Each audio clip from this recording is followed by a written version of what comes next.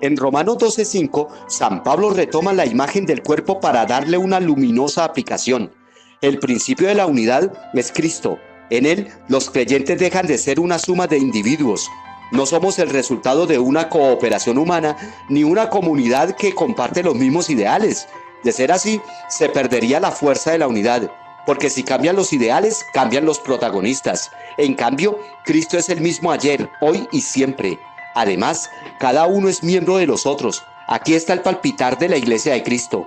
Cada miembro cumple una función específica, pero ninguno sustituye o anula al otro.